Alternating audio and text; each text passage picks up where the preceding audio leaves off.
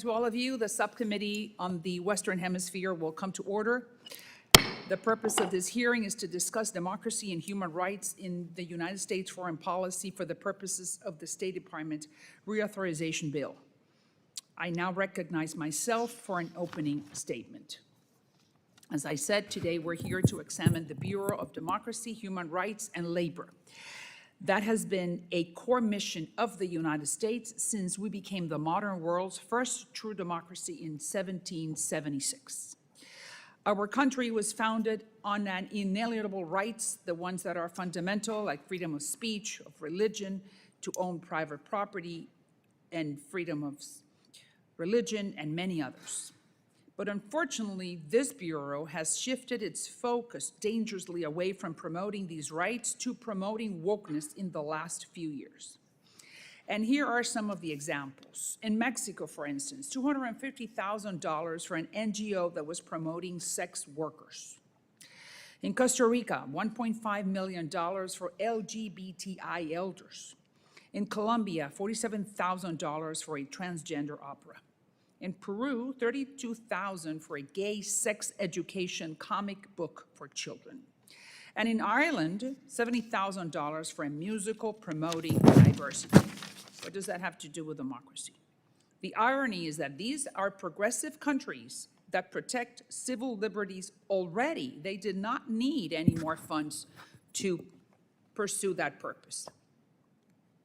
As this wokeness crusade plays out in free countries, like I just mentioned, the real enemies of freedom, like Cuba, Iran, North Korea, Venezuela, go sometimes unchallenged. We ignore freedom of religion in Nicaragua, and over 150 Catholic priests were being arrested, and some of them disappeared. While we ignore free speech in Cuba for shouting libertad on the streets, anyone lands in jail. While we ignore freedom of the press in Venezuela, 12 journalists are imprisoned for exposing the truth about Maduro's stolen election, what he signed with President Biden, called the Barbados Accords. Unfortunately, the Bureau of Democracy and Human Rights has been ignoring its mission. And it should be clear: defend freedom, support the oppressed, and stand up to tyrants. The conversation we need to have today is how do we go back to basics and defend freedom and democracy in our backyard and around the world. Thank you, and I look forward to hearing from our witnesses. Now, I will recognize the ranking member of this illustrious subcommittee, Mr. Castro from Texas. Thank you, Chairwoman, and thank you to our witnesses for your coming testimony, and a special thank you to our former colleague, Tom Malinowski, for coming back to guide us with his expertise and wisdom. And Tom, we still have your old placard here that we'll give to you at the end of the hearing. Welcome back. We, the United States, started the year as the most powerful, most prosperous, and influential nation on earth. Today, we find ourselves with a shrinking economy, badly damaged relationships around the world, including with allies, and dwindling influence for future years.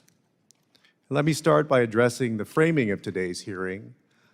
The phrase, spread freedom, not woke values, isn't just a slogan, it's really a misrepresentation of what American foreign policy has stood for across Republican and Democratic administrations alike. And let's be clear, supporting democracy, human rights, and civil society is not some recent ideological agenda. It is who we are. These values are American values.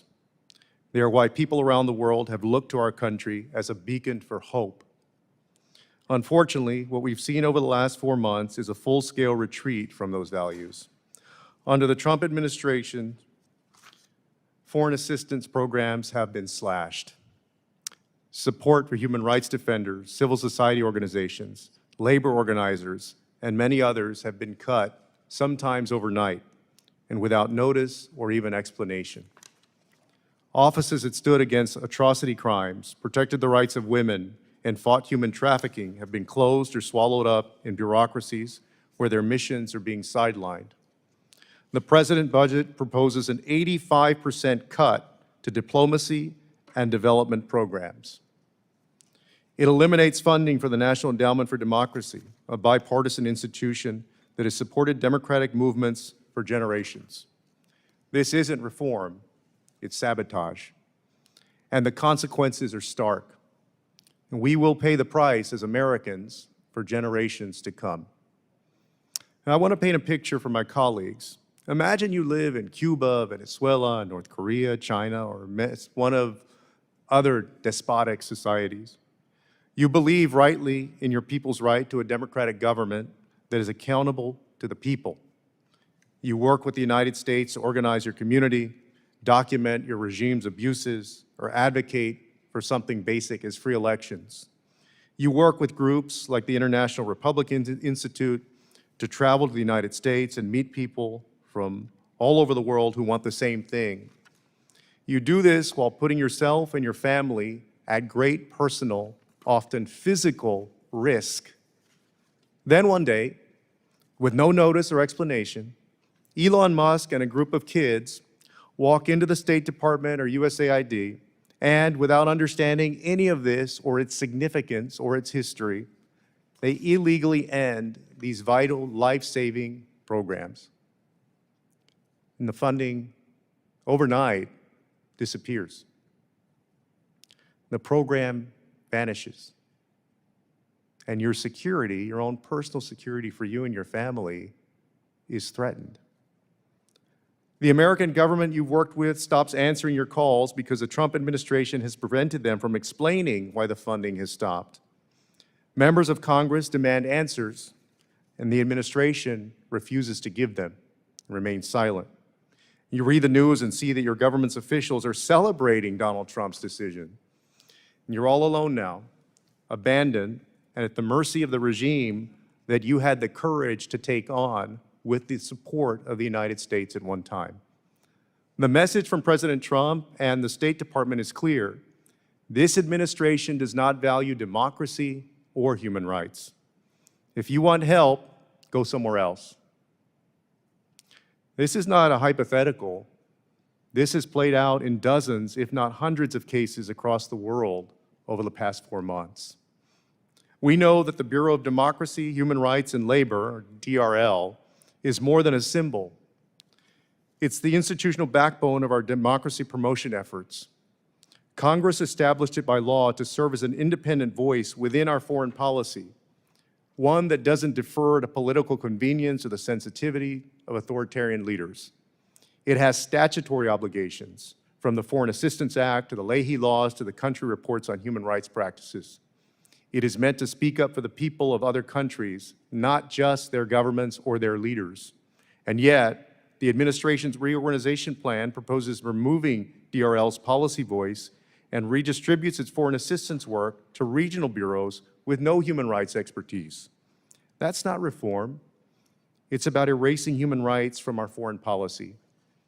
It is announcing that we don't care what despotic leaders do to their people around the world, and we're not going to watch them anymore.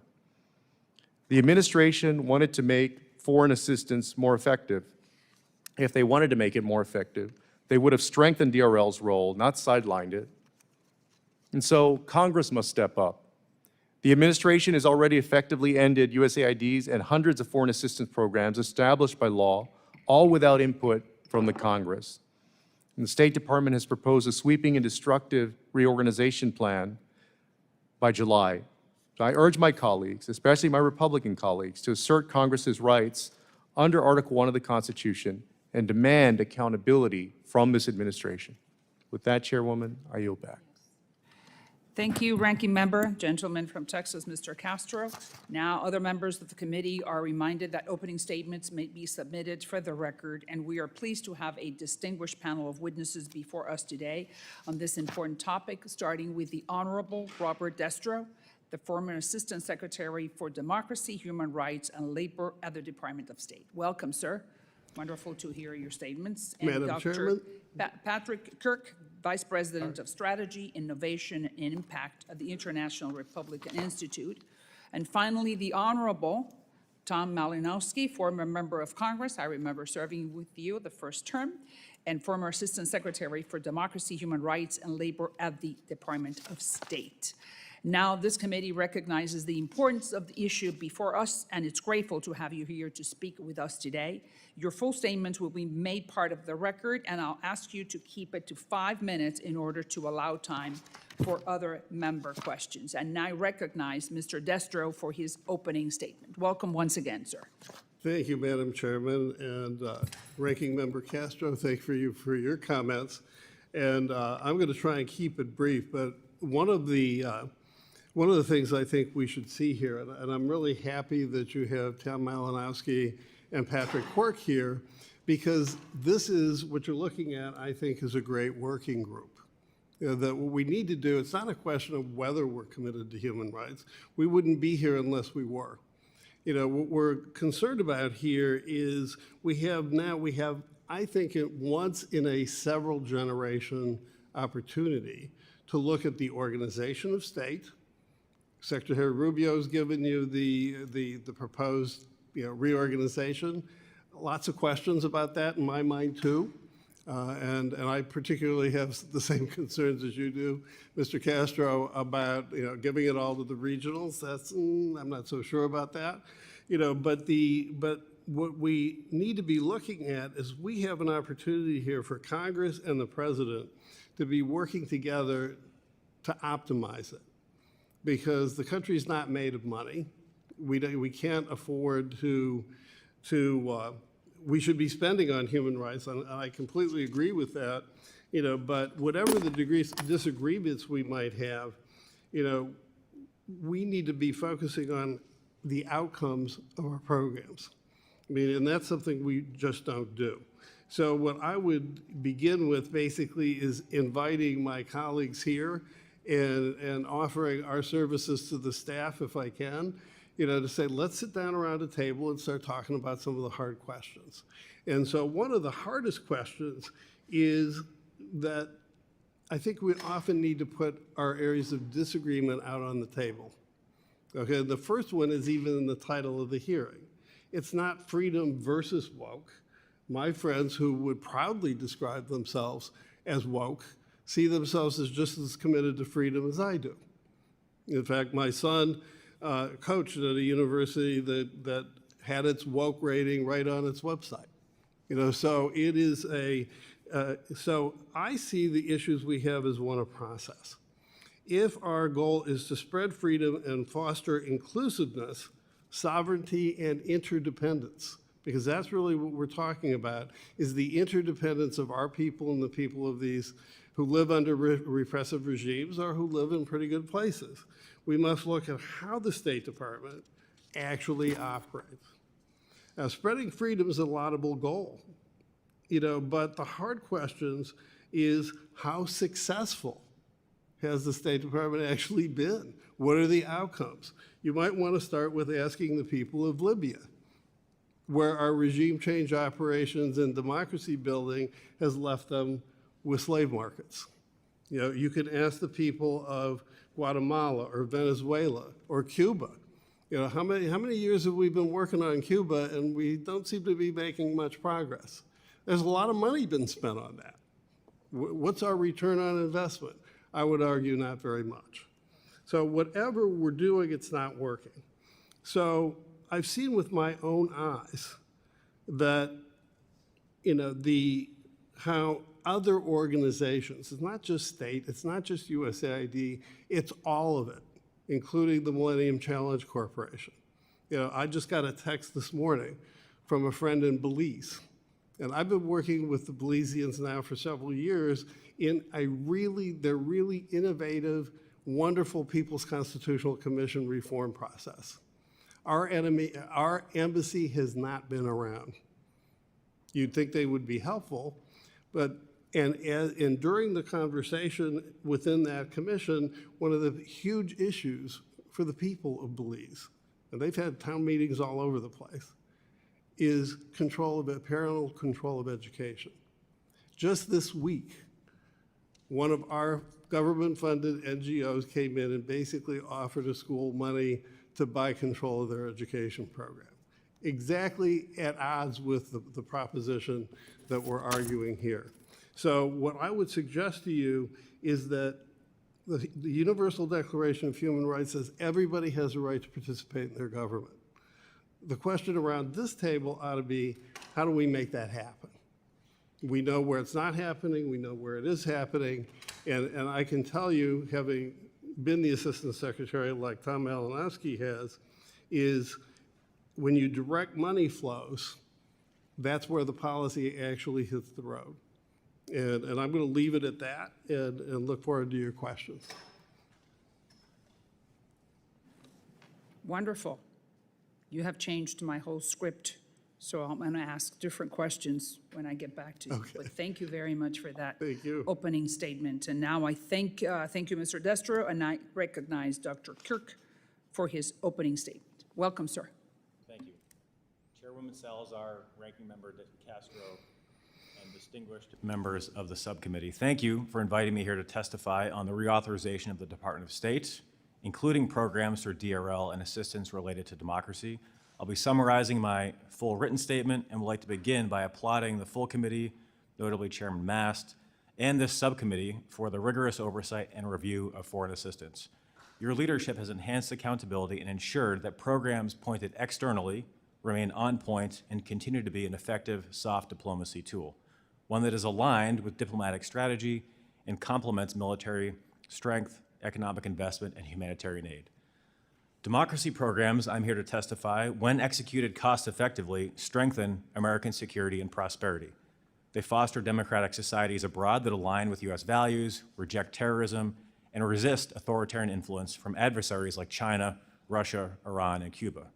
These programs, in a very cost-effective way, reduce conflict, mitigate migration pressures, and promote transparent markets that drive U.S. trade and investment, all of which benefits American families here at home.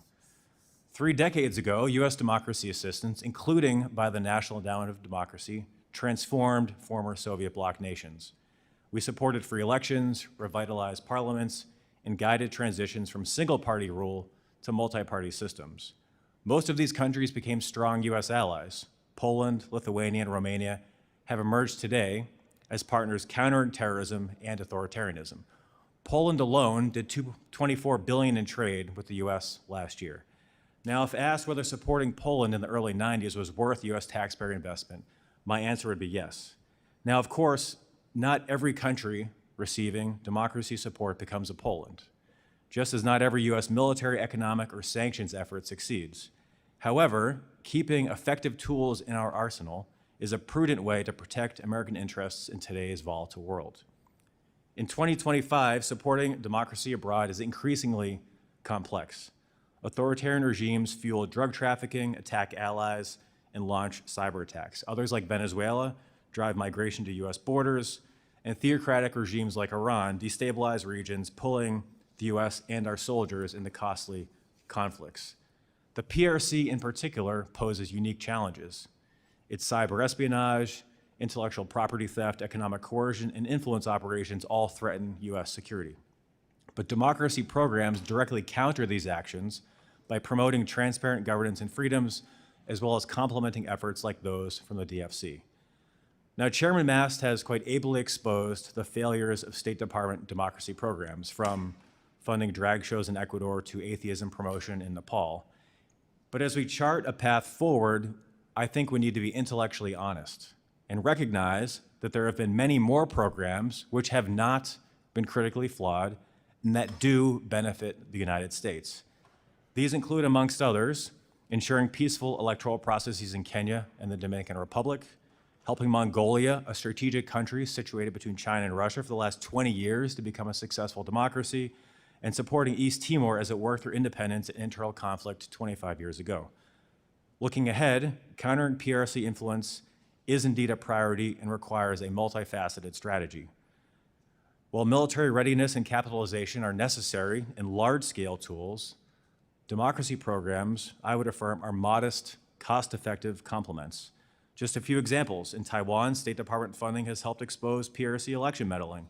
In Sri Lanka, programs elevate public scrutiny of Chinese port deals. IRI's upcoming work in Ecuador, sponsored by the NED, will help local organizations and media analyze the harmful effects of predatory PRC investments like the Coca-Cola Sinclair Dam, like I know you, Madam Chairman, are tracking quite closely. Now, failing to reauthorize the State Department's democracy components, including DRL, the Democracy Fund, and ESF, risks ceding ground to adversaries who exploit democratic weaknesses and undermine our interests. Sunsetting NED would also be detrimental. To ensure effectiveness, I would urge reauthorization with 5 considerations amongst others. First, regular audits, clear metrics, and public disclosure while balancing safety for partners in autocratic states. Second, consider using AI to analyze democratic growth data and security tie-ins for better outcomes and evaluation. Third, design programs that must first, before they're funded, articulate how they enhance U.S. security and prosperity. Fourth, refocus funding back to core democracy work, free elections, political party strengthening, civilian scrutiny of government, amongst others. Fifth and finally, question the point of quote-unquote localization. Accomplishing things is what we want to do on behalf of the American people, not to say we put X percentage of funding into the hands of locals like the goal of the last administration. Helping countries become democratic enhances U.S. security and economic opportunities. I urge you to wisely evaluate the cost of eliminating this vital tool when you're reauthorizing the State Department and democracy programming. I welcome your questions.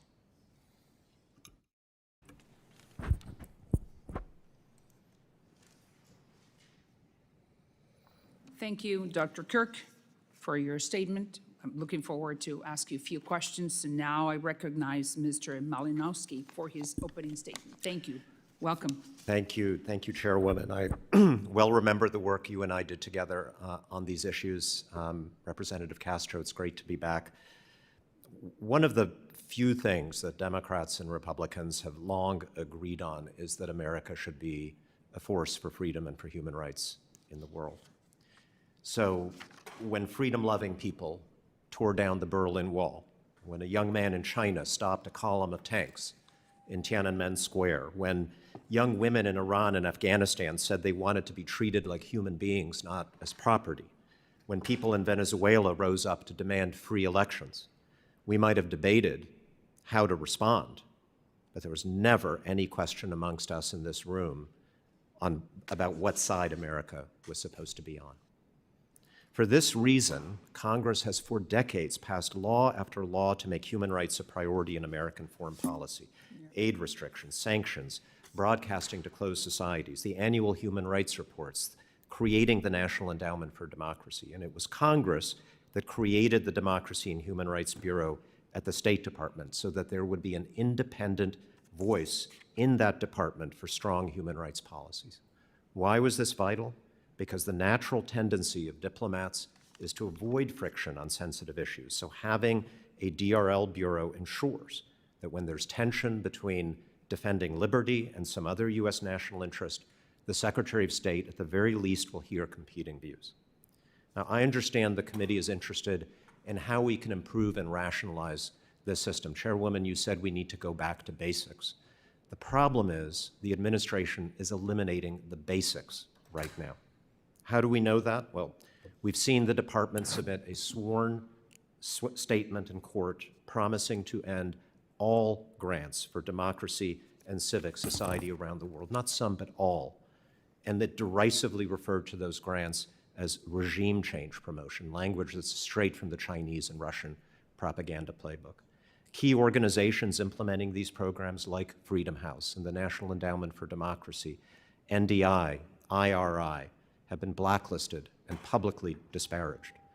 Today, multiple state and AID programs backing activists in countries like China, Russia, Iran, Cuba, Venezuela have been terminated despite strong congressional support. And Representative Castro, you're absolutely right. When the program is terminated, that's a message to those governments. We don't care about those people anymore, and it's open season on those people. This week, you all passed my dear friend Congressman Wilson's bill on democracy in Georgia. Every Republican on this subcommittee voted for it. So I assume you all don't think that is a woke priority. The administration has terminated all democracy grants to Georgia. And for those democracy programs that have survived, the president's skinny budget looks like it would finish them off completely, as you mentioned, Representative Castro. So again, no more American support for people challenging authoritarian regimes from China to Iran, to Cuba, to North Korea. No more broadcasting to closed societies through Radio Free Europe and Radio Free Asia, which would be a huge gift to Putin and Xi Jinping. Meanwhile, we're seeing virtually no public statements from the Secretary of State on human rights issues, with, I would say, the bizarre and disturbing exception of constant advocacy for the rights of a neo-Nazi party in Germany.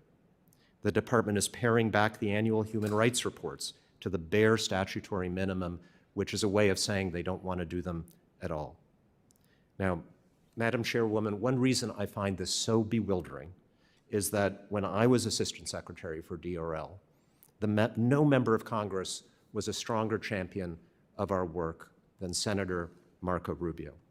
Had I proposed any of the things that his department is now doing to retreat from that mission and to eviscerate DRL's reporting, aid, and policy functions, he would have demanded my resignation, and rightly so. So again, I would say the issue of the moment is not how to fix DRL. You cannot reorganize the number 0. The question is, are we still going to be a country that defends human rights and freedom even when it's uncomfortable? Are we still a shining city on a hill, or just a department store, as the president recently said? So if you care about this cause, even if you have disagreements about how best to advance it, now is the time. Don't wait for the authorization bill. Now is the time to insist that the State Department stay in the fight. Even if some of our top officials don't believe in any of this, Congress can preserve the institutions and programs that you believe in. I'd be delighted to speak to you in more detail about how you can do that. Thank you very much. Yes, thanks to you, Mr. Malinowski, Congressman, and I now recognize myself for 5 minutes of questioning.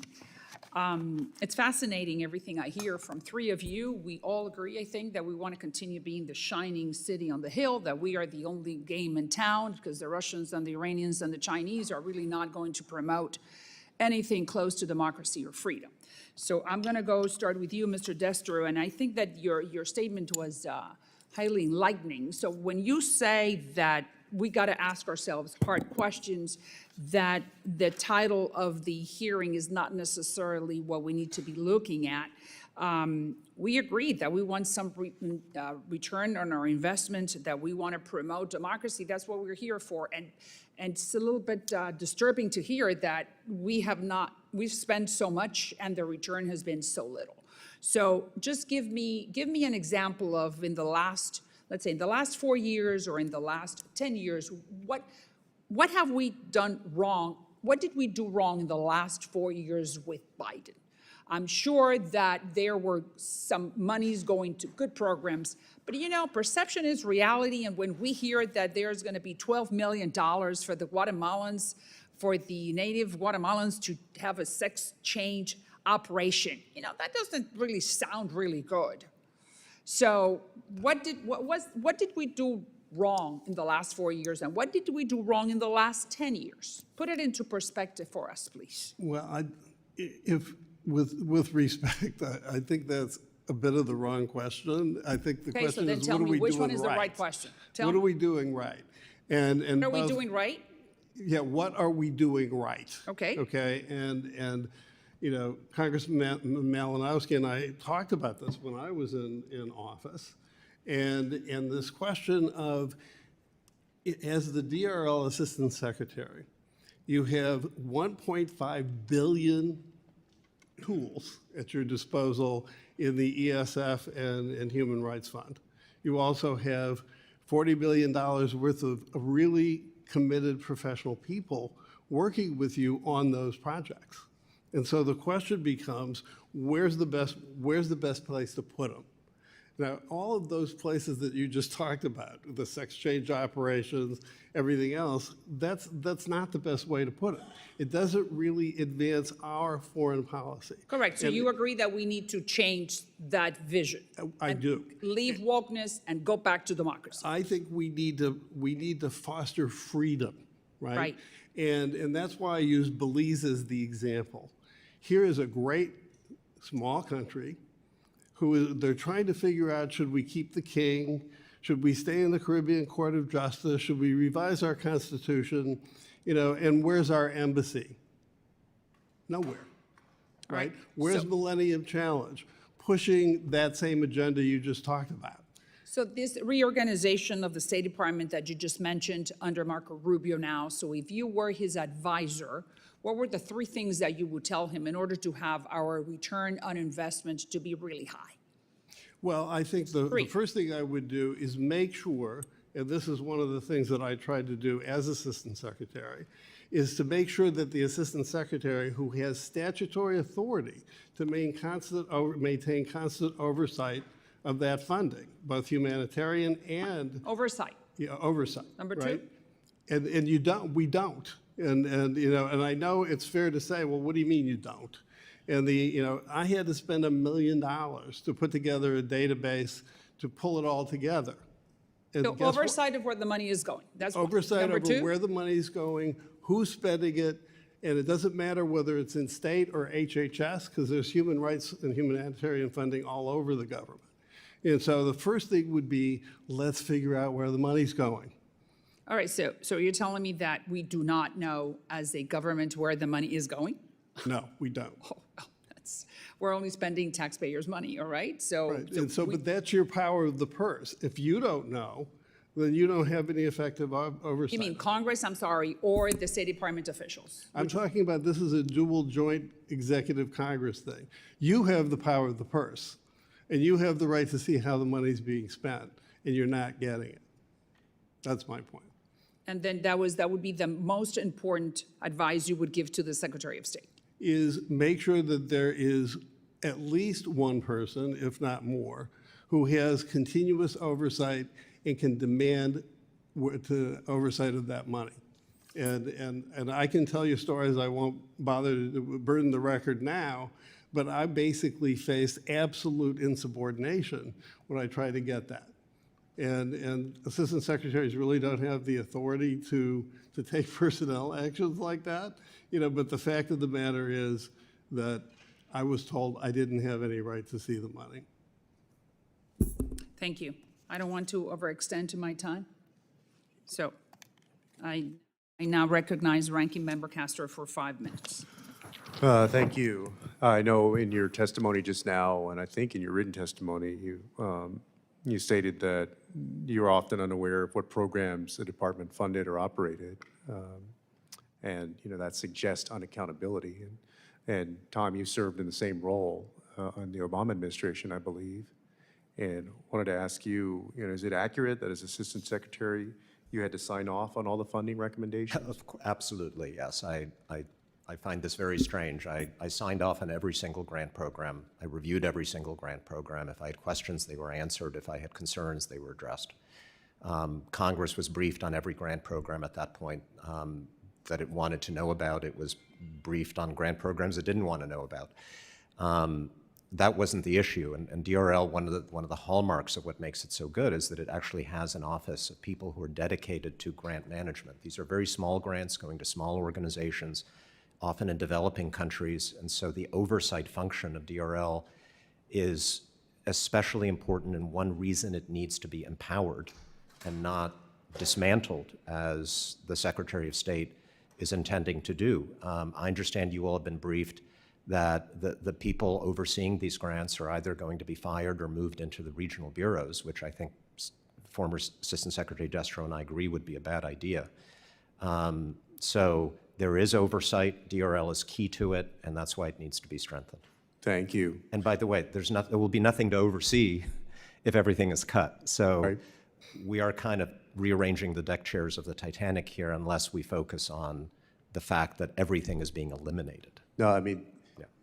to your point, and that's why I said this is not reform, this is sabotage. This is a total dismantling of the infrastructure for diplomacy for the United States. But let me ask you, the administration's skinny budget proposes cutting all funding to the National Endowment for Democracy, or NED, making claims about a lack of transparency and disinformation. Dr. Quirk, are you aware of the claims made about the NED? And did the administration reach out to the NED or its grantees to seek information before making these claims? Thank you, Ranking Member Castro, for the question. I appreciate it. The charges against the NED from OMB and the skinny budget were frankly news to me. I'm not here to defend the NED. I do know they responded with a fact sheet, which I have here. I'm happy to submit for the record.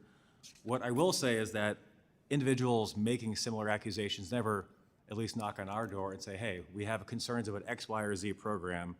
Can we discuss it? Often the charges aren't backed up with any evidence. There's no follow-up. The net are audited, they report to Congress, and the USG, frankly, quite frequently. So the bit about them not being transparent, it just baffles me. And the administration's cuts to democracy and human rights programs was far-reaching and included significant cuts to the International Republican Institute's programs. Can you speak to how these cuts were made? And did the administration seek information from you all specifically before making these decisions? And did you feel like it was a thoughtful and deliberative process? So what I'll say about the foreign aid review is any administration has the right to do it. We supported it from day one, and certainly there were some programs cut that, in my view, were not sufficiently linked to advancing U.S. national security. That said, there were many that were cut that were in fact advancing U.S. interests. Tell me how it's not in our interest to be supporting the people in Cuba, Iran, China, elsewhere. To your question, Ranking Member, about did the State Department reach out for information, the former F-Director of the State Department, whose name now escapes me, his office never came to us asking for that information. You know, we spent years talking about the threats of China, both to the United States, to our allies, but also to their own people, nations like Cuba. And I actually agree with you on Cuba, although I would say that we've, for some time now, pursued a strategy that failed a long time ago, and we should have made the change some time back. But let me ask, does anybody agree that cutting the diplomacy budget by 85% is actually going to make the United States safer and stronger and more secure around the world? Well, Mr. Castro, if I can respond. Please, I mean, yeah. there's nothing like a hanging to clarify the mind. I mean, that's I'm sure that's a negotiable figure, and that's Well, why let's say it ends up at 50%. Do you think it's good at 50%? I can't answer that question. And the reason is it's what you're spending the money on. It seems to me when we talk about things like countering China, Well, but China's increasing its funding, right? It's not decreasing its funding. of course, but the question is how do you counter China? And one of the ways you do that is by increasing the independence of the countries that you're working with. Some of that's going to be trade policy, some of it's going to be human rights funding. I've spent a lot of time working with people in West Africa about how do we use trade funding to do human rights. I mean, these are not incompatible. In fact, our programs here in the United States, human rights in the workplace, is one of our most stellar human rights achievements in the last century. Right, but they cut all the labor rights programs. And I mean, I think what you're describing is a situation also where the countries are not likely, I mean, it could be possible, but aren't likely to become stronger and more independent on their own. They're more likely to rely on some other nation like China or Russia, which is, I think, what's going to happen. Well, again, I don't disagree. I don't think we disagree about the importance of it. But a good friend who is from a South Asian country that will remain nameless has come here to study. Her Secret Service came to her and said, you're working for the CIA. And she says, well, are you telling me I shouldn't come? To which they said, no, we just want you to know where the money's coming from. That's the perception. If that's the perception, it's not a big surprise why a country like India enacts something like our Foreign Agents Registration Act. So, I mean, actions have consequences. It's the how. Diplomacy is about how. It's not about whether. I've gone over my time, so we'll have to continue the conversation another time. Thank you, Chairwoman. Now I recognize the Representative Sarah Jacobs from the state of California. Thank you, Ms. Chairwoman. And thank you all for testifying. Look, I'm glad that we all seem to agree that human rights and democracy are an important part of our national security and foreign policy. I know there are some on this committee who maybe think they aren't, like our chairman Mast, but I believe that it's actually in our national interest to prioritize and center human rights and good governance in our foreign policy because it's in our long-term interest to do so. right? Like, let's take the African continent, the youngest population in the world, 70% of the population is under 30. These young people are the future. Do we want them to remember the US supporting their autocratic regimes or supporting populations who need protection and support to fight for a better future? Obviously, we can have that policy discussion, but what we're talking about now is the grave mistake I think this administration is taking to sideline human rights, democracy, and governance at the State Department. And Madam Chairwoman, I first of all don't believe any of the programs that you cited are actually DRL programs, but also, look, you can cherry pick a random grant or a program here or there and frame them as something that's silly.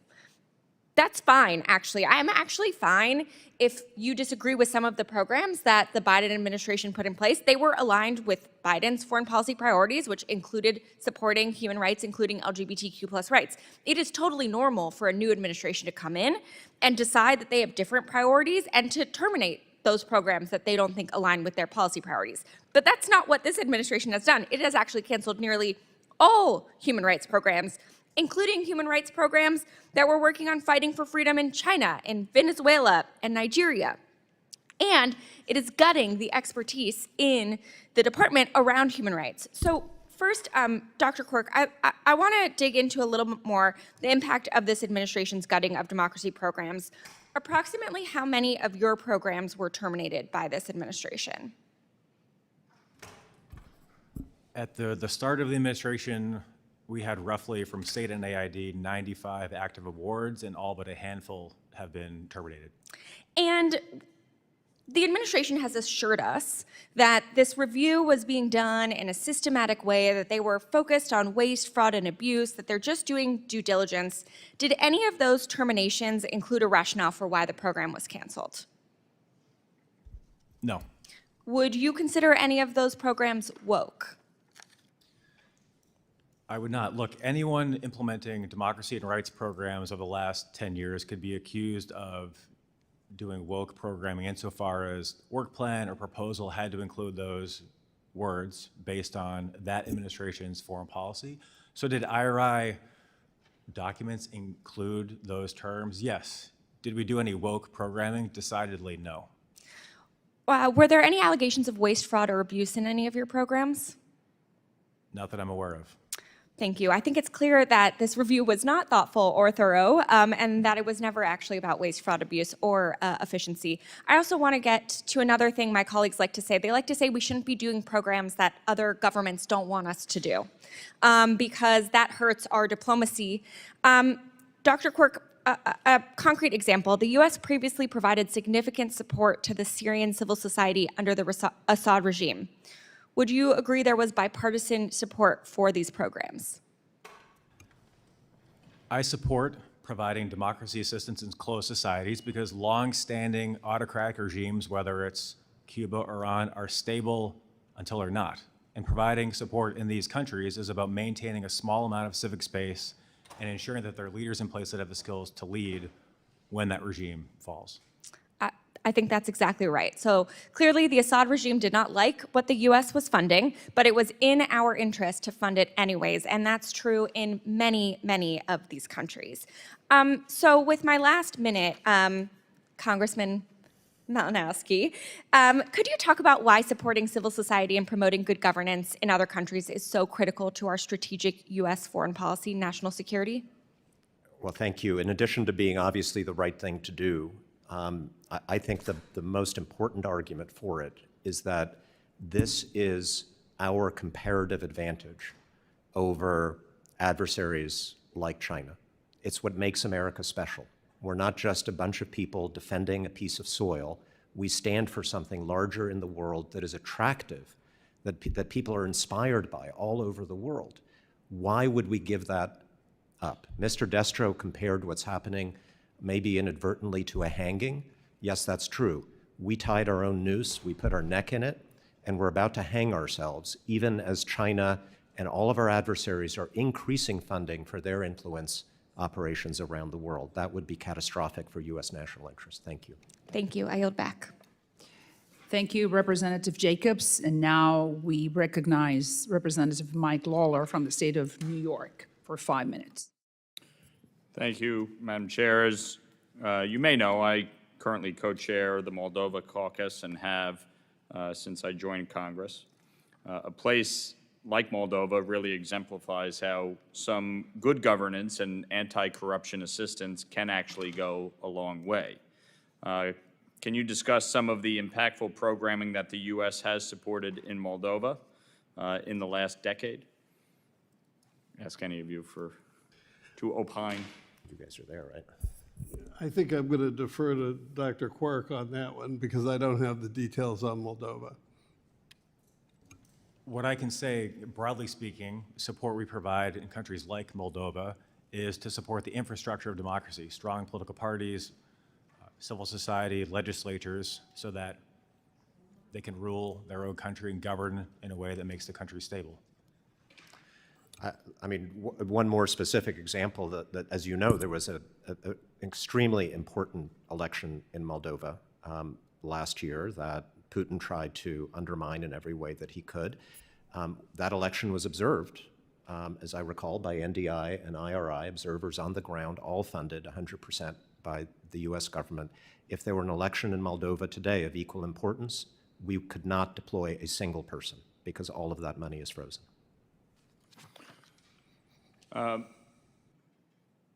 Mr. Quirk, to that end, can you share from your perspective how election monitoring is actually helpful, and are there ways to make these trips and verifications more effective?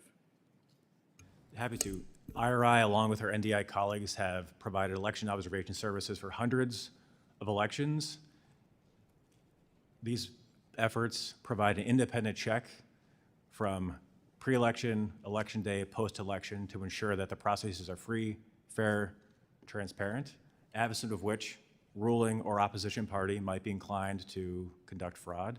And moreover, following the election process, the reports indicate areas in which the country should improve their electoral processes so it is even better the next time around. Transnational repression, obviously when governments reach across borders to harass and silence dissidents, has become a significant human rights concern in recent years. Repressive regimes abuse Interpol red notices and use overseas law enforcement offices in an effort to control citizens living abroad. NGOs report that there have been over 1,000 cases in the last decade perpetuated by over 44 countries, with the most common perpetrators being China, Russia, Turkey, and Egypt. What transnational activities by authoritarian governments are most concerning from a human rights perspective, and how could the State Department respond to that? Mr. Lawler, can I address that? Sure. I mean, I'll give you a really good example. Overseas Chinese police stations, right? And they exist here. We've had them in New York. That's what I mean. They have them in Minneapolis, St. Paul. So when countries transcend their borders, and it's not just countries, I might add, transnational organized criminal groups like Boko Haram, the various gangs that control our border, those are all very concerning. And so the question becomes, what's the best diplomatic response? And then how do you back that up with some serious money? I mean, that is nobody's arguing here that we shouldn't do this. In fact, having helped run a statewide election in my home state of Ohio, I know exactly how elections get run. I know the machines, I know the counting, I know all the things. By the time you get to election observers, I think election observers are great, but many boards of election in this country get nervous when we bring in observers. That's our problem. What we need to do is bring in election officials and watch how the election actually happens. And that's not just observing. It's a long process over a couple of years. Mr. Malinowski? Yeah, so it's most disturbing when it happens on our soil, obviously. It's the countries you mentioned, I would say Egypt, Saudi Arabia, Khashoggi, and a number of other countries. When I was in Congress, this was a priority, pushing the State Department to do more about this. One success we had was that they started including examples of transnational repression in the annual human rights reports on every country in the world. Those are important because it's the one time in the year when the State Department is forced to be honest about everybody, whether it's comfortable or not. And I'm afraid the news we've gotten is that the administration has decided to take out from the annual human rights reports that section on transnational repression. So I would encourage you to take that up with them before that decision is final. Thank you. Appreciate it. Thank you. Thank you, Representative Lawler. Now we recognize for 5 minutes Representative Jackson from Illinois. Thank you, Chairwoman. Thank you, Ranking Member. Thank you, esteemed panelists. We are here today to discuss an American agenda for democracy and human rights. I believe we can all agree on the importance of freedom, democracy, and human rights as pillars of a stable and a just world. The Bureau of Democracy, Human Rights, and Labor has historically championed these universal values. Its mission to bolster democratic institutions, confront democratic backsliding, promote accountability, uphold labor standards, and advance the rights of marginalized communities globally reflects the best of who we are and what we aspire to be as a nation that cherishes democratic values, embraces diversity, and strives to promote peace. These are not woke values. It seems like one fool said woke is a bad word to have a sense of consciousness, and a lot of other people sitting on the vine have echoed it. And many people that are saying, what is woke? I'd like to know from you, Mr. Quirk, is there a definition that's been published on what is the definition of woke?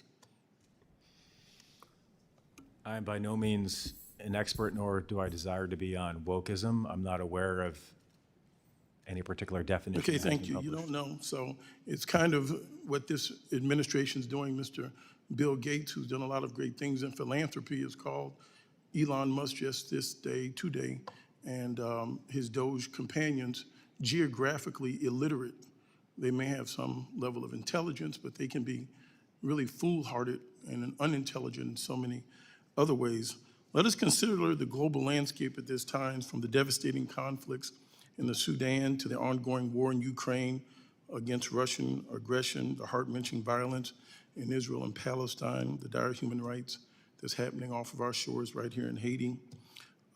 We talk about the struggle for democracy in Myanmar, escalating instability in places like the Democratic Republic of the Congo and Sahel. Nearly every continent is touched by conflicts and democratic backsliding when we retreat. This will be for you, Honorable Malinowski. At this very moment when the world is rife with instability that directly impacts Americans' national security interests, is it wise for us to diminish these very tools designed to address these challenges? Certainly not. And you know, one thing that I heard a lot from President Trump during the campaign is that he wants fewer wars in the world. He doesn't want the United States fighting as many wars in the world. A budget that cuts the State Department by 83% leaves us, and I'm a proponent of strong military spending. I would have voted for any increase in the military budget when I was here, but to cut the State Department by 83% means that when there's a crisis in the world, the only tool we have is a gun. The only tool we have is the one that President Trump claims he doesn't want to use, and that makes absolutely no sense to me. Thank you so much. Mr. Destro, there's the comments of woke. This administration uses these terms and then they run and people don't seem to ask the second or the third question. This administration also talks about America being first. How are we being first? What are our interests in this hemisphere? What are our goals to become first in what? Well, thank you, Mr. Jackson. That's a really good question. And I would say that, and I have to give credit to my wife on this one, that putting America first is exactly what the flight attendant tells you when you get on an airplane. Put your own face mask on first and then help the people around you. And that's really, I think, and I agree with my co-panelists, that our obligation is to help all the people around us. You know, and why? That's good for us. And so when Mr. Castro mentioned earlier labor programs, I mean, I started out as a labor lawyer. I had no idea how much of my portfolio was dealing with human rights in the labor field, supply chains. You know, people have mentioned Democratic Republic of Congo. I mean, but how do you solve the problem of kids being slaves in cobalt mines? I mean, that's not just a human rights problem. We got to find American companies who will go in and run those mines and apply good, good labor standards. I mean, so this question of how much do we spend, it's not just a question of how much, it's how do we put it together? I mean, I'll give you an example. Well, my friend and colleague, former Assistant Secretary Dave Stilwell, who ran the East Asia Pacific Bureau, he and I were talking about how do you help countries that are under pressure from China to maintain their independence? And one of the answers was you translate the master agreement that the Chinese make you sign, but it's in Chinese. You don't even know what you're agreeing to. That's not independence. That's not freedom. But where does it fit? Where does the fund, what's the pot out of which you take that money? Those are the practical problems that assistant secretaries have to solve every single day. And it's not just me, it's my counterparts in labor, my counterparts in USTR. I mean, all this thing has to be put together as a little symphony, and it's the secretary and the president who have to conduct it. And thank you so much for your participation. I thank you, Madam Chairwoman, and I would encourage all of you to keep on doing the work of diversity, equity, and inclusion, and for those that use some inflammatory terms and try to make woke and consciousness a bad word, push back on that ignorance with all your might. Thank you, Preserve your Representative. integrity. I yield back. From the Thank state you. of Illinois. Thank you. Now I recognize for 5 minutes the Representative Titus from the state of Nevada. Thank you, Madam Chairman. And thank you to Mr. Jackson for bringing up about woke. I've got to just first take exception to the name of this hearing. We want to not promote woke values. I don't even know what that means, and I have never heard a very good definition from the other side.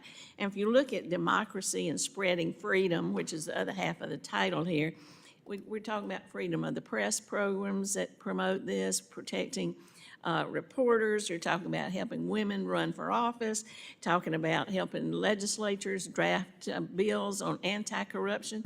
Is that woke? Does that qualify for woke? That sounds to me like we are spreading freedom and democracy. So I don't get where that title comes from.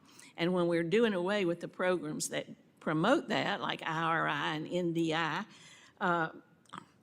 we're not spreading democracy. Mr. Malinowski, it's nice to see you here as a former colleague to talk about these issues.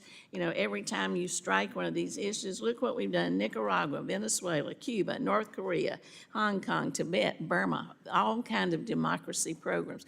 And then the latest is now we're going to change Voice of America to what's this super right-wing One America News Network. That sounds pretty woke to me, or pretty asleep. I don't know which it is. But anyway, I know the good work that IRI and NDI do. I'd ask you, Dr. Quirk, I've seen it through my visit in countries with the House Democracy Partnership, on the ground, helping to build democracies, and that's what the partnership promotes. So would you just talk about how the freeze has affected some specific work that you've been involved in? What are some of the specific programs that you have that do promote democracy that the other side is cheering for us eliminating? Thank you, Congressman, for the question. I'm not here necessarily to talk about the programs that IRI has had canceled. What I will say is that yesterday we had at IRI foreign events 3 courageous opposition leaders: Maria Corina Machado from Venezuela, Svetlana Tsiskanskaya from Belarus, and others. You don't need to hear it from me, hear it from them. They quite forcefully said, we need the U.S. in this game. We don't need the U.S. to be leaning back when the likes of China and Russia are leaning in. Well, I think that's absolutely true, because there'll be only 2 willing to step into the breach if we're not present. And when you pull out all the people who are in the field, working with villages, working with remote areas, working with new legislatures, what's left there? I mean, this is such a source of soft power for us, as you were saying. It doesn't just help the person with the face mask on, it helps everybody around us. That I just find this astounding when I look at the cuts that are being made. Mr. Malinowski, would you continue this conversation with me about what we're losing and talk about the State Department's reorganization and how that's going to impact the regional approach to things? Well, I think we're losing our heart and soul. That's the headline. Specifically, you asked about programs. It would take me hours, but we're losing grants we were talking about Cuba. There's a wonderful organization called Diario de Cuba, which has been exposing corruption by the Cuban regime for years, defunded. There is an organization called China Human Rights Monitor, China Dissent Monitor, which is the best source of information in the world about local protests against the Chinese Communist Party. Even the Chinese people learn about protests in their own country through this, 100% defunded. All of the work we've been doing to try to help women and girls in Afghanistan, who we abandoned.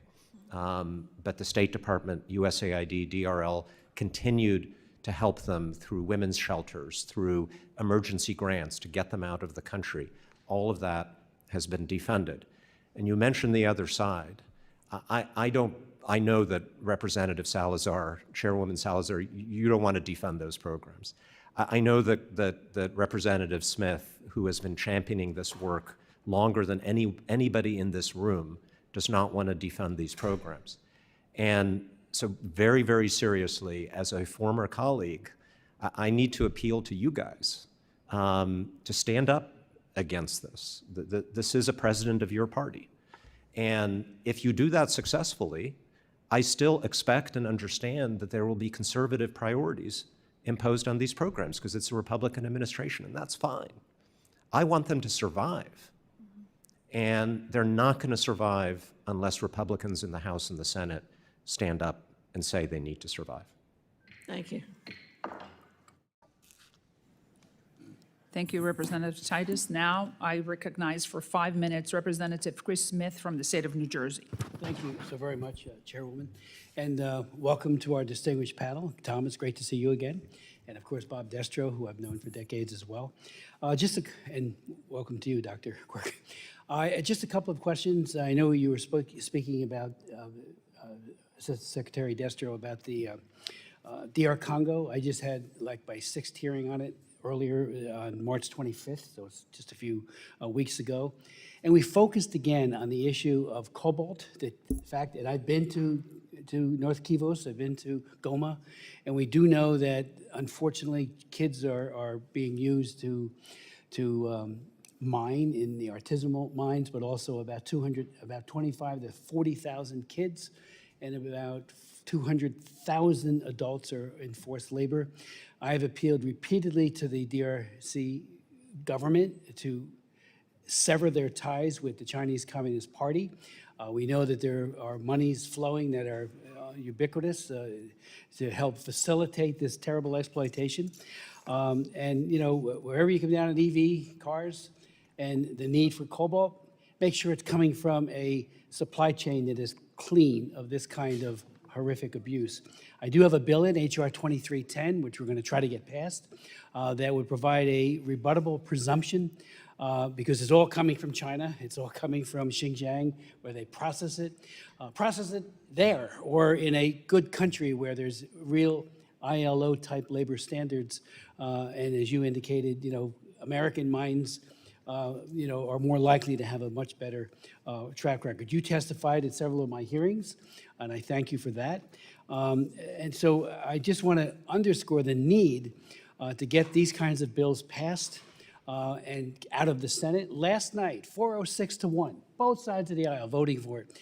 My Stop Forced Organ Harvesting Act passed again, passed 2 years ago, died in the Senate, and it is very serious. I mean, the sanctioning not just of Chinese officials, but also of anyone who is complicit in it. You know, whether it be the brokers working out of New Jersey or New York or anywhere else to procure livers and any other thing. Go to Shanghai, get it. In 2 weeks, you got the liver. It's coming from a Uyghur, or it's coming from a Falun Gong practitioner, as we know. And the numbers are staggering. The high number is 100,000 murders per year to get these. I had one doctor who did them. And you testified at that hearing, Bob. I'll never forget it. And you said, you know, this is a human rights and also a trafficking issue almost without parallel. And we need, this bill, I think, would stop a lot of it. It never stops at all. And it applies to the world. So we got to make sure the tip office remains strong and intact. We're celebrating the 25th anniversary of the Trafficking Victims Protection Act. I authored that law. It took 3 years to get that passed. There was all kinds of opposition to it. The Assistant Secretary at the time testified, and they didn't want it at the Clinton administration, but thank God, at the end of the day, he signed it. So, all well, it ends well. And then we had problems implementing it through various administrations, including Republican and Democratic, to be faithful to stand with the victims. Don't be indifferent or enabling of the oppressors. So that tip office, we got to make sure that any reorg protects the tip office robustly. The ambassador at large, ditto for the Religious Freedom Office, which was Frank Wolf's 1998 law. So maybe if you wanted to speak to that, because I think, you know, if we're not speaking out on human rights issues, who will? I mean, we do get some good work from the UK and some of the other democracies, but we've got to be the leaders. So, Mr. Destro, and then Tom, if you wanted to speak to it. Well, let me start by saying amen. I mean, what you just said is exactly right. And if we want to take the, you know, let me give you the example, come back to the idea of the cobalt mines. Yes. I mean, one of the most fascinating meetings I had as Assistant Secretary was a group of people who represented the footwear and apparel industry. And basically you had State Department, Justice, Labor, Customs and Border, everybody in the same room saying, if we find slave labor goods in your supply chain, they're not coming in, period. And by the way, if we find out that you know they're coming in, you're gonna go to jail. That is effective foreign policy. I mean, and it's the coordination piece that I think often gets missed in all of this. And I have been called by people in Africa to say, will you help us find some American companies that'll mine this stuff for us in DRC? That is not an easy task. You know, they don't even know who to go to. And so part of it is you almost need, on human rights, you almost need, I hate to put it this way, a human rights concierge. I mean, what's happening with organ harvesting, I had no idea how bad it was. And as you know, we actually found the first survivor of an actual organ harvesting, and the Chinese admitted it. You know, and there are organ brokers. I mean, so there's lots of work and lots of, I think, potential money to spend, but we just have to get our act together and do it effectively. If I could just add quickly, there are many potential positive components of the proposed reorg. I think one mistake, given how critical the work of the tip office is, would be moving it under PRM. It de-emphasizes the nature of the work. Yeah, and actually, if it's going to go anywhere, it should go under organized crime, not under population, not under migration. Thank you, Representative Smith. You're going to be able to have more time to ask another questions. We're going to go into a second round of questions, and I just have a couple for all of you. Let's talk about Venezuela. You've mentioned Venezuela. You mentioned Mexico. Let's just go Venezuela. Yesterday, 5 members of the Maria Corina Machado's team were rescued. They were able to escape the country in a special operation. So the question is, and it's for 3 of you, what else do you think DRL could do in order to push for democracy in Venezuela? We have such a difficult situation. Maria Corina, in my understanding, is the new Simon Bolivar of this generation. She is in the country. Maduro signed the Biden Accords promising that he was going to leave if he lost the election, he was going to stay if he wanted. We understand that she has produced the tallies that he lost by 70 points. What else can we do as a country to help the freedom forces and the democracy to go back to Venezuela? Start with right there. Yes. So a couple of things. First of all, I saw that news. It sounds great. I applaud Secretary Rubio for what I assume was a lot of work that he did behind the scenes to make that happen. But okay, we rescued 5 people from Venezuela and brought them to the United States, and we're threatening to deport 300,000 people right back to the I Maduro understand, regime, right? I mean, I'm sorry, I can't help raising that difficult issue, but we are, Understand what's happening, but if we were as They're a going country, both we ways. need to, what do you think we should do? What are the forces we need to? What are so the number one, resources we need? don't be making deals with dictators to take back people who are their opponents. That's core. You cannot claim to be for democracy and human rights in a country if you're doing that. Number two, don't take away DRL's tools and funding. Because, and to be fair, not all of the Venezuela democracy programs have been frozen or terminated, but everything running through the NED, through Freedom House, through that whole family has been terminated. That's absolutely crazy. And my understanding is because they just don't like Freedom House. Like, really? That's your Programs reason? that have not been, so putting aside the ones who have been terminated or the ones that are still current, what else can we do as a country? We can resume the things that have been terminated. It shouldn't be unreasonable for me. I mean, if I had done this when I was Assistant Secretary, if I had come to you, Chairwoman Salazar, and said, I'm terminating half of our democracy programs in Venezuela, you wouldn't have said, well, besides that.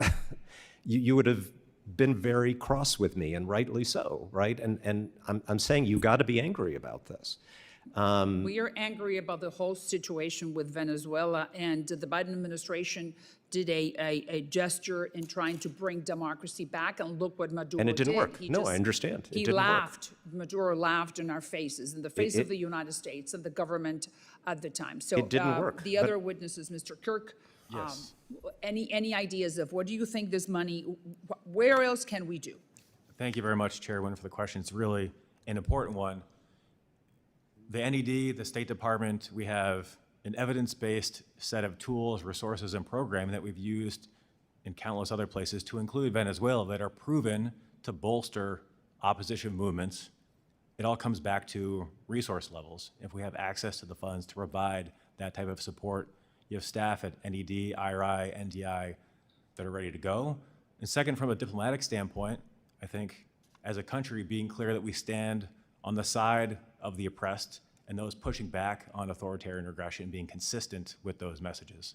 Mr. Destro, your idea, if you were to be the one guiding the resources, where would you put them when it Well, I comes to think democracy in Venezuela? One thing you can do, and I think that it's uniquely within your power to do that, is to beef up the Foundations of Evidence-Based Policy Act, which basically should be requiring transparent evaluation of all these programs so we get this return on investment question. And right now, it's a data integration model, but what we need to do is move it into a real evaluation model. The second thing is, as you look at the reauthorization of these offices, you need to make sure that by statute, you break down barriers among the agencies, okay? Because if I had called over to HHS, they'd have said, who are you? Click. But if I actually called across the hallway to INL, I mean, they would have said, who are you? Click. I mean, so that's even though I, as DRL, had statutory authority to maintain oversight. So it's the process, that I'm worried about. I think we can make the money work, but it's how we spend it. You made it very clear that is the process on how we structure these programs. Right. And thank you. Now I yield back, and I recognize the ranking member for 5 minutes. Thank you. Thank you, Chairwoman. And actually, to Tom's point, it was IRI and NDI that helped expose that the last Venezuelan elections were not free and fair elections. And so even though it's true Maduro is still in place, it was that work that helped expose the elections, I think, as fraudulent, and expose him to his people. So, but I want to follow up on something you said, Mr. Destro. You indicated that you disagree with the proposal to move foreign assistance programming responsibilities to the regional bureaus. Can you speak further on this, and what challenges would such a change pose, and how would it dilute the prioritization of human rights? Well, I think that when you're dealing with, let me give you a real concrete example, the Rohingya, right? They live right on the boundary of East Asia and South Asia, right? The bureaus. Who takes care of them? I mean, they're in orbit in both bureaus. And so when the focus of the regional bureaus ought to be the management of bilateral relationships between our country and other countries. But when it comes to human rights programs, humanitarian, that's actually much more of a focus thing. And that's one of the reasons I don't want it to go into the regionals, is because it's going to get lost there. And so when you look at a question that Representative Smith and I have looked at a lot, which is the issue of all the genocide going on in Nigeria, right? If I call over as Assistant Secretary to the intelligence community and I want to know who's buying the AK-47s, who's buying the Land Rovers that they're using to kill villagers, what I'm going to get from the State Department is, oh, it's all climate change. What I want to know is, wait a minute, I need the financial intelligence, and somebody's going to hang up on me. I could not get that kind of information out of the intelligence community. And so only you can break that down for us. So I have some very, I really mean it when I say we have a little working group and say, look at what are the concrete things that only you as Congress can do, and then let the executive branch try to figure out how to do it. Thank you. Rep. Smith. Thank you very much, Mr. Castro, ranking member. And Tom, I'd like to yield to you because I know you wanted to answer the original question. And then I'll put out another question as well. You might want to incorporate it. The idea of the regional bureaus getting even more of a voice, I think, is a very dangerous possibility and a very dangerous outcome for human rights. I can't tell you how many times on the trafficking issue, no matter who's at the White House, we've had individual ambassadors and the regional bureaus weigh in such a way so that what the tip ambassador at large and what the tip office, it's a large number of very, very they're policy experts. They've got data calls from each one of the embassies. They've gone through it, and very often their narrative, which would lead to a Tier 3 designation, doesn't match what the tierage was. And there have been numerous examples where other issues intervene at the regional bureau level and Secretary of State level that then said, we're not going to make you Tier 3 because of fill in the blank. Oman got an inflated grade because they were working on the agreement with Iran. We saw it with Malaysia because the TPP would not then apply to them if they were Tier 3. And they were Tier 3 absolutely. And others look at that and say, wait a minute, they politicize this process. So those regional bureaus, they have a role to play, but they can't have an outsized role when it comes to human rights, because human rights always is on page 6, unless you're the Assistant Secretary for Democracy, Labor, and Human Rights, and your walking point every day of the week. So I think we need to make sure that, and then the knowledge base is that much higher too. The commitment, that's why you wanted that job, Tom, that's why you wanted that job, Bob, because you're committed to these human rights issues. So at our hearing that we had the other day, I asked a number of questions, and one of it was an ambassador. And we talked about TIP, and he said, I fought like hell to make sure my country wasn't on it, but then we were, because it does complicate the statecraft that they're involved with, or so they think. I think if we put human rights first, everything else will fall into line, as you were saying, stand with the oppressed, not the oppressor. So if you could speak to that, because I think that would be a very flawed outcome. We saw it with David Goldman. Remember, Tom, when his son was abducted to Brazil? We got nowhere for 5 years. You know, I got into it the final year because he wasn't my constituent. And then I went down there and I realized that it was on page 5 of the prioritization with regards to our work with Lula in Brazil. And, you know, that's just not good. So maybe you could speak, and Tom, you also wanted, I think. Yeah, this is a key point. Yes. It is the job of our regional assistant secretaries and our ambassadors, first and foremost, to manage the relationship with the foreign country. That's not a criticism. That's just number one on their job description. And often, not always, that means they're going to be avoiding the most sensitive issues that automatically create friction with that government. That is why Congress created the Trafficking in Persons Ambassador. That's why Congress created the Assistant Secretary for DRL, to ensure that when there is a dispute, when there's a conflict between competing interests, the Secretary of State and the President are going to hear from two officials of equivalent rank and stature, both of whom are confirmed by Congress and accountable to you as well as to them. And then whatever decision is made is the decision that's made. If you put the staff, if you put the function within the regional bureaus, it's never going to get up to the President and the Secretary of State if the regional bureau doesn't want it to.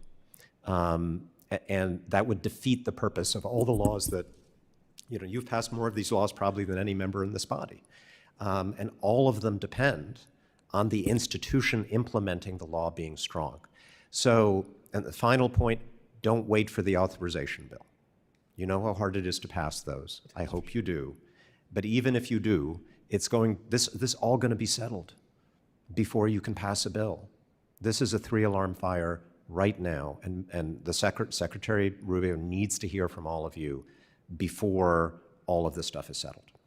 Thank you. Let me just, your point was well taken. I agree with it. I'll never forget, and again, this isn't a partisan because we've had problems with both sides of the aisle on this at the White House. But when Boko Haram was on a killing spree, I went to Jos, met with Archbishop Kigama, who was an amazing man, met with the imam, he said, they're not us. You know, Muslims are being killed too, and they are, and they continue to be killed as well. But Johnny Carson, who was the Assistant Secretary, so the Regional Bureau for Africa, very good man, but I asked him repeatedly to designate Boko Haram as an FTO, Foreign Terrorist Organization. And he wouldn't do it, or they wouldn't do it, the administration. They kept saying that, you know, they're just trying to embarrass Goodluck Jonathan. And I said, embarrass? There's a whole other agenda here. And the Chibok girls was just one very terrible, manifestation of that, but it was happening all the time to boys as well, where they'd kill them, as well as other people. On the day when he left, and there was a new assistant secretary, on the day I was marking up a bill, it was sent to the Congress, so we couldn't do more than that, but it would have said, please designate, find out where they're getting their weapons and their money. On that day, state, 3 years after we started the effort, which was stymied, I believe, by the Regional Bureau, the FDO designation happened. And it was late, but thankfully it happened, and I applauded them and thanked them profusely. But again, what you're saying, and it's true, the Nigerian government did not want it. They thought it was like a black mark, and they're saying the same thing about CPC now on the religious freedom side. I said, it's called country of particular concern. We're concerned for your people. That's why we're doing this, Christian and Muslim. And there's more Christians dying in Nigeria. I had another hearing on that just the other day and met with 16 members of the House of Representatives from Abuja earlier this week. And I said, you got to realize there's a two-step process. One is the designation. Think of it as a mirror to help you too, to crack down on this terrible abuse, the Fulani and the Boko Haram and ISIS West Africa and others. And I think they got that. And part two is the sanctions. There was an effort, you recall, Tom, a strong effort to help the Abuja government, the Goodluck Jonathan's government. There was a fusion center, all this good military. So then everyone kept telling me, including many in the administration, well, the Leahy Amendment precludes us from helping them. So I had a hearing on it. I had the undersecretary come and testify. She was excellent. She goes, half of the Nigerian military can be trained in counterinsurgency, at least pursuant to the Leahy Amendment. And then we had specific breakouts of units that could be trained tomorrow, and it never happened. And they were dying to try to get out there and stop this cancer from spreading to a stage 4, which it has become a type of cancer. So again, the Regional Bureau, you know, I understand you want to make friends, but make friends with human rights as your lead. And that's why we have the bureaus like DRL. I can tell Bob wants to. Well, you know, probably the most common argument I would get from a regional bureau, I would also add, just for purposes of inclusion, the L Bureau, is you can't do that. You know, we can't do that. You know, you're going to embarrass the government. And my reaction is, the job is to convince the government, you know, and you have to have every trick of the trade. Sometimes it's going to be economic, sometimes it's going to be sanctions, but then there's the old, you know, one of my good friends in Nigeria, I showed him a list of grants. And he says, wow, that's amazing. None of it hits the ground, right? This is a big problem. I actually talked to people before I went to Abuja who were in Borno State. They were running peace-building programs, but it was too dangerous for them to go outside. And when I made the suggestion, well, maybe we ought to shut that one down and move it someplace else. Oh, no, you can't do that. You say, well, wait a minute, if it's not working, if it's too dangerous to go outside, then maybe you ought to reprogram the money. So you've got the politics of reprogramming money and all this, plus you have the inertia, the literal drag of the regional bureaus and the L Bureau, you know, that basically say you can't do that. And I've had to remind the lawyers, your job as a lawyer is to advise me on how to get things done, not to tell me I can't do it. I think these are conversations for a normal time. There will be no money to reprogram. There will be no bureau to reorganize. There will be no strategy to rejigger if things continue in the direction that they're heading right now. If you guys can somehow stop this train and save the tip office and save the religious freedom process and save DRL and preserve the institutions that implement these programs and the funding that has gone to them, then we can have a conversation about how to improve it all.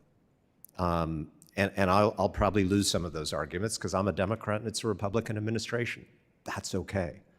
But right now, what we need all of you to do is to stop a train that is going to run over this 50, 60-year tradition of American support for human rights and democracy around the world. The rest is academic. Anybody else before we close? Thank you very much. I'd like to, on behalf of the chairwoman, thank our very distinguished witnesses for their testimony and the members for their questions. The members of the subcommittee may have some additional questions for the witnesses, and we will ask you to respond in writing, if you would. Pursuant to the committee rules, all members may have 5 days to submit statements, questions, and extraneous materials for the record. Subject to the length limitations, without objection, the committee does stand adjourned. Thank you.